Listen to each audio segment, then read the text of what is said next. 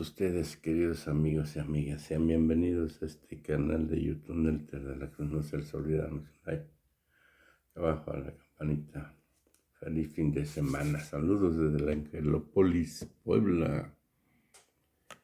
Un decreto presidencial a cargo de Manuel Ávila Camacho para deportes y espectáculos, donde había un límite de personas no nacidas en México. En el fútbol se respetaba al máximo, es decir, en los 80 los equipos de fútbol tenían máximo 3 jugadores en el campo de juego. Luego aumentó a 4 y luego a 5. Cuando aumenta a 5, en la capital de la República se respetaba ese decreto, es decir, los equipos de fútbol tenían que utilizar únicamente 4 extranjeros en el campo de fútbol y en el interior 5. Ya después pues no se respetó ese acuerdo, aumentó a 6, 7, 8, 9 y bajó a 8. Hoy en la cancha hay 8 jugadores. Puede haber no nacidos en México y los demás mexicanos, son muy pocos. Imagínese usted los niños que van a una escuelita de fútbol, que se hacen jóvenes, que están en fuerzas básicas, con qué ilusión van a aspirar a llegar a primera división. Esto pesa también en el tema de la selección mexicana de fútbol, de dónde va a agarrar el técnico a jugadores mexicanos cuando la mayoría son extranjeros. Dado que había ese decreto, ¿se podría hacer algo en un futuro en diálogo con los dueños de los equipos de fútbol para que haya menos extranjeros como ocurría en los 80, 3 o máximo 5? Es muy bueno tu planteamiento y se les puede sugerir a los de la Federación de Fútbol. Porque era decreto tal cual. Sí, pero para no imponer nada, sino convencer, persuadir. Es muy bueno lo que planteas, que todos los clubes de fútbol tengan sus escuelas, por ejemplo, que haya escuelas y que se establezca un número de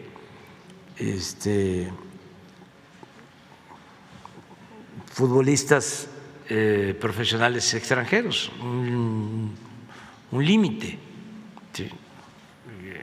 Esto ayudaría muchísimo porque se le da oportunidad más a los mexicanos. Además, hay en México para todos los deportes mucho potencial, hay madera.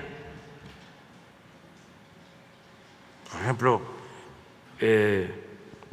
deben de haber ahora como unos 15, 20 beisbolistas mexicanos y buenos en grandes ligas.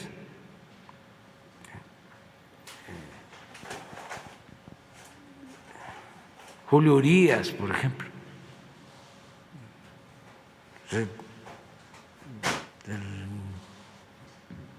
mejor pitcher, uno de los mejores pitchers del Dodger, grandes ligas. Y lo mismo en el fútbol y lo mismo en todos los deportes. Entonces, es cosa de que se tengan las escuelas, que se promueva la creación de muchas escuelas. Incluso nosotros hasta ayudamos en eso. Nosotros tenemos ya escuelas de béisbol.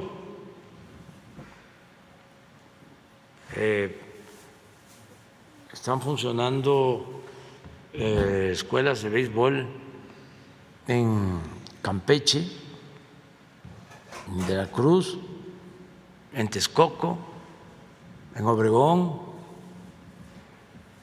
en Hermosillo, y están los jóvenes estudiando una carrera que tiene que ver con el deporte, como maestros de educación física. Van a terminar su carrera, pero al mismo tiempo están entrenando béisbol. Si son prospectos, si dan el ancho, pues ya se desarrollan en el béisbol. Si no alcanzan a tener nivel, terminan su carrera deportiva, tienen una opción y se les va a garantizar que tengan una plaza como maestros de educación física. Entonces, algo parecido podría hacerse en el caso del fútbol, pero tiene que ser con el acuerdo de la federación, y yo pienso que podrían los dueños de los clubes llevar a cabo este plan, porque la gente quiere eso y lo merece la afición. Entonces lo que tú estás proponiendo pues es bueno, y siempre me imagino que se debe de utilizar como excusa el que si baja el nivel, si no traen extranjeros, baja el nivel y la gente ya no va a los estadios. Eso es relativo, porque no lleva mucho tiempo. En 3 años ya hay prospectos. Si se hace buen trabajo de preparación, de entrenamiento, los países donde hay desarrollo deportivo, profesional, pues le dan mucha atención a los entrenadores. Bueno, aquí nuestros deportistas olímpicos, quienes participan en competencias internacionales, traen sus entrenadores. Ahora en remo, por ejemplo, que se obtuvieron medallas, entregamos aquí el premio a las que participaron, mujeres y su entrenadora. Y para los deportistas el triunfo, la medalla, es también, aunque no se le entregue al entrenador, es parte de su maestra, de su maestro. Entonces, eso es lo que se tiene que hacer, o sea, fomentar el deporte desde la niñez, la juventud, y al mismo tiempo pues darle más oportunidad a los mexicanos.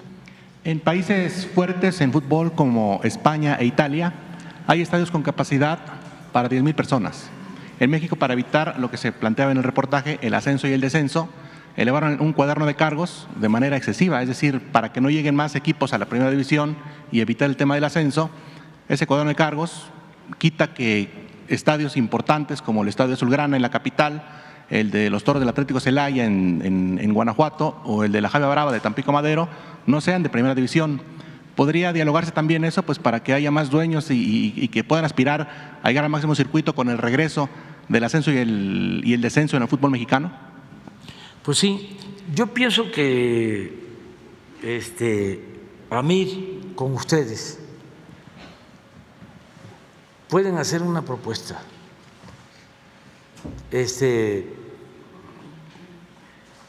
Ahora sí que con opciones que se puedan aplicar y de manera respetuosa, que nosotros se lo encargaríamos a Ricardo, y si es necesario yo me reúno con los directivos de la Federación de Fútbol y yo les entrego la propuesta y a lo mejor se llega a un acuerdo. tomando en cuenta lo que ustedes plantean, si les parece. O sea, también acuérdense que una cosa es lo deseable y otra cosa es lo posible. ¿Sí? O sea, sí tiene que ser buscar lo mejor, lo deseable,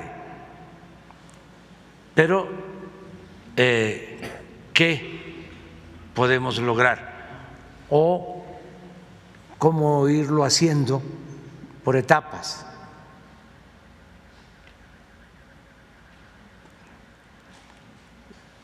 Y hacemos la presentación de la propuesta, si les parece. Y para culminar, muchas gracias. Al inicio de su gobierno se planteó la posibilidad de que hubiese tiendas Diconsa en toda la República Mexicana y a más bajo costo. Me imagino que por la pandemia, el tema de la guerra, esto no se ha llevado a cabo como usted hubiese querido. ¿Podrá darse esto? ¿O qué tan importante era la existencia de tiendas a bajo costo, en teoría, como la Conasupo? Había una tienda de limpias en la colonia Álvaro Obregón, en la capital. Estaba la tienda del ISSSTE muy surtida. Hoy prácticamente no hay productos en la tienda del ISSSTE, pero por lo regular eran precios económicos. ¿Esto podría darse? Se está dando en el caso de Diconsa. O sea, eso nos ha ayudado mucho para control de precios.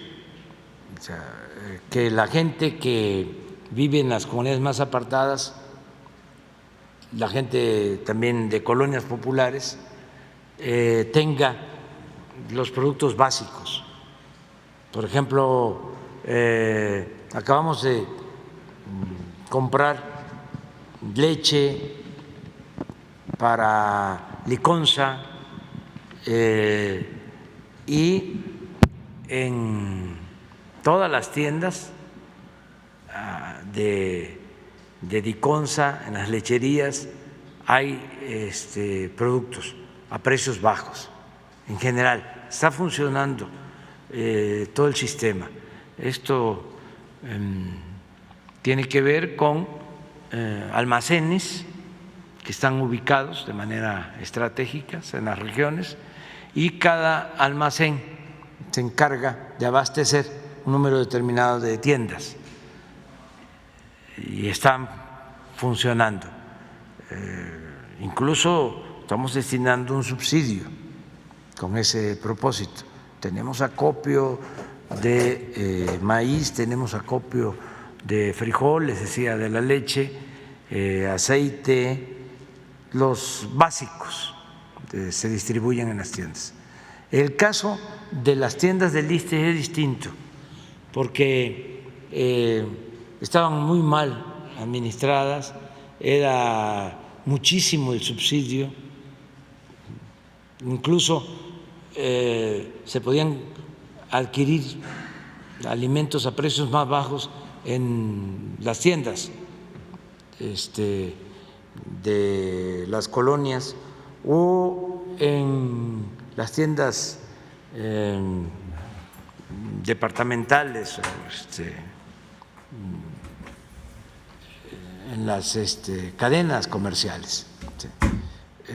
Y era mucho el subsidio, no se justificaba, y mala administración y corrupción, y eso estamos ya resolviéndolo, pero sí estamos preocupados porque el abasto popular se mantenga,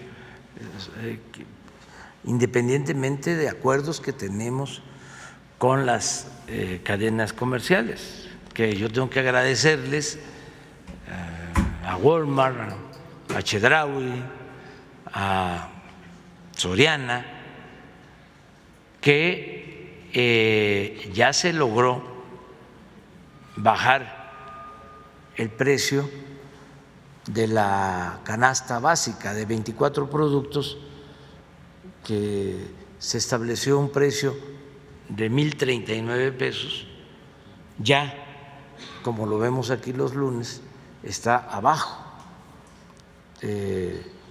primer lugar Soriana y segundo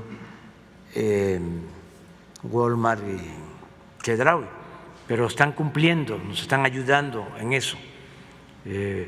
Por eso, aunque sea poco, hubo una disminución de la inflación y estamos pendientes. Ayer que estuve con los empresarios me preguntaban que si cuál era mi preocupación, y aquí lo hemos dicho cuál era mi preocupación principal en estos tiempos, y dije que la inflación, que tenemos que cuidar eso, porque eso sí afecta mucho la economía popular y todos sabemos que puede aumentar el salario como está sucediendo. Me da mucho gusto porque nunca había aumentado el salario como ahora, pero si hay inflación, pues no tiene ningún impacto favorable a la economía popular. Lo importante es que aumente el salario y que se mantenga el poder de compra, que se pueda comprar más, sobre todo en los básicos, y eso es lo que estamos haciendo, ¿sí? Pero nos están ayudando mucho, tanto industriales como estas cadenas comerciales, y vamos a seguir. Y también lo otro que se está haciendo es que ya este mes comenzamos a entregar fertilizantes gratuitos en todo el país para pequeños productores. Más de 2 millones de pequeños productores van a recibir fertilizantes gratuitos. Por ejemplo, en el caso de Sinaloa, hay como 600,000 hectáreas de temporal,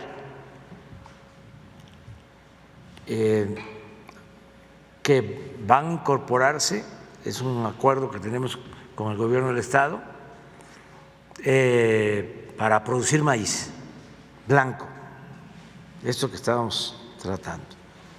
Y vamos a entregar a esos productores fertilizante gratuito. Ya antes de que finalice el año empezamos a distribuir ya el fertilizante y vamos a empezar precisamente en Sinaloa, y todo el año vamos a apoyar la producción. Entonces, todo esto es lo que va a permitir el control de inflación y es lo que estamos haciendo. Las compañeras que quedaron, las dos.